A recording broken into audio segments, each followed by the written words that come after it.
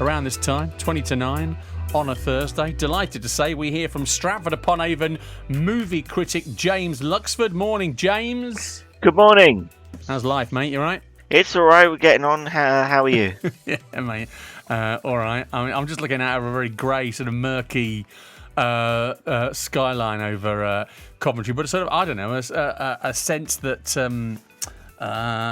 we're nearer the end of this thing than the beginning, and hopefully getting back to normal might involve going to a cinema sometime to watch a movie soon, and that'd be lovely, wouldn't it? It would be lovely. I think we're all at the point where the second half of our 2021 calendars are filling up with things we've got planned, and yeah, certainly for me, and I hope a lot of other people, that means a lot of movies. Good stuff. And you're right about the calendar. A lot of people are going, all right, in that case, September might do this, and October we could go do that. October half term.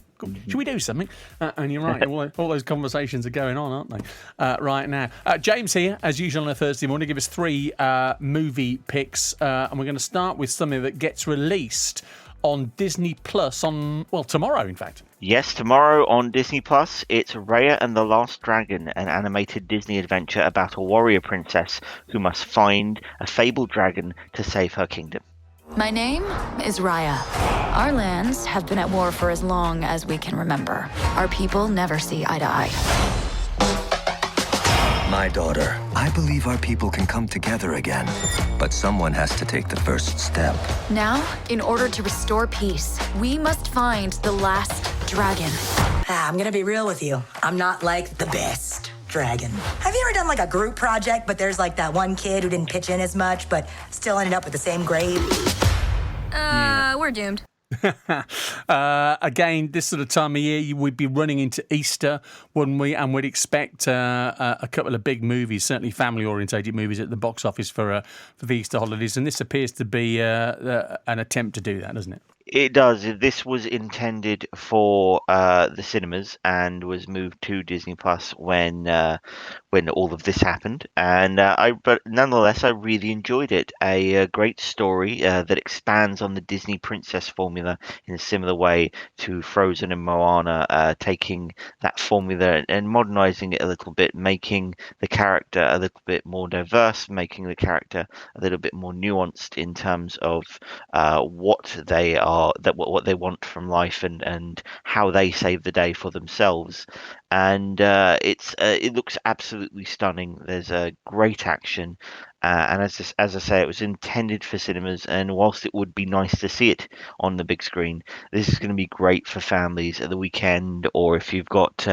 one of those last days. I think the schools will go back on the 8th, so maybe this weekend it's a lovely final hurrah for families who need some entertainment. Good stuff. Good thought that, actually, as well, with the schools going back potentially from next Monday.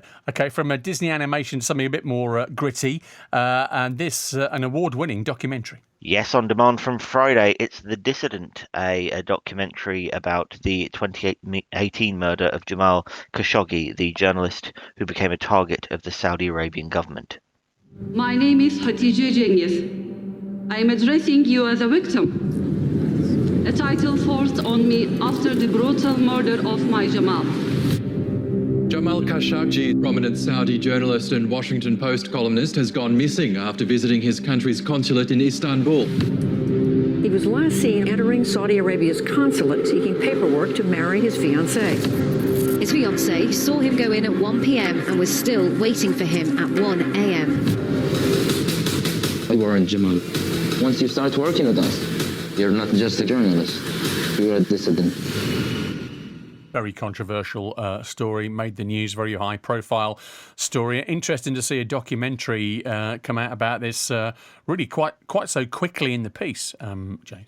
Yes, it really is an ongoing controversy, isn't it? And it's a very well-made documentary about something going behind the headlines, but also about the suppression of free speech and the dangerous power of things like Twitter to be corrupted by certain sort of regimes that perhaps wish to restrain free speech in the same way they would in the streets.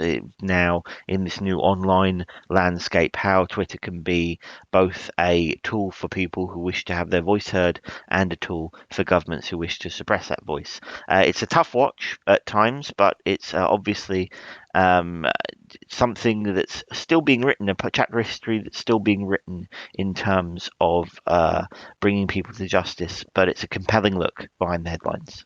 The Dissident, available on demand from Saturday, to a movie which is, well, much loved, and I'm sure is one of those that when you'd watch this, I was amazed when I looked at this and I knew you were going to be talking about this morning. This is now over 20 years old that this came out. Yes, it's one of those that still feels fresh, isn't it? It's The Green Mile, Friday at 9 p.m. on 5 Star, the classic Oscar-winning drama starring Tom Hanks as a prison warden who meets a new prisoner with unusual powers.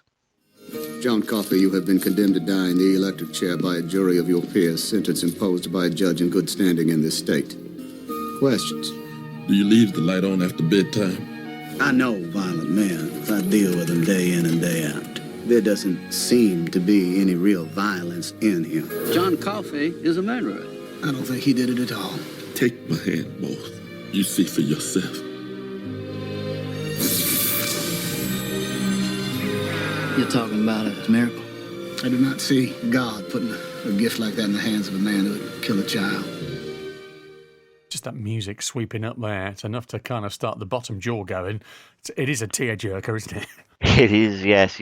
I think everyone who's seen the film before will hear that score and Hold My Hand, Boss, and it's an absolutely wonderful prison drama, weepy, which probably shows Tom Hanks at his best, which is saying something for such a glittering career. And Michael Clarke Duncan is unforgettable as John Coffey, the prisoner, the late Michael Clarke Duncan, unfortunately. But brilliant stuff, a movie we all remember very fondly, and if you haven't seen it, once you see it, you'll remember it fondly too. Marks you, doesn't it? Really does make an impression. Friday night, 9 o'clock on 5 Star for The Green Mile. James, just to say how much we value you, how much we enjoy hearing from you every week, your insight, the thoughtful way you talk about the movies that you clearly feel so passionate about, and appreciate you being here for us every week on the Movie Review. Thank you. Absolutely, feelings mutual. Thank you. Good man.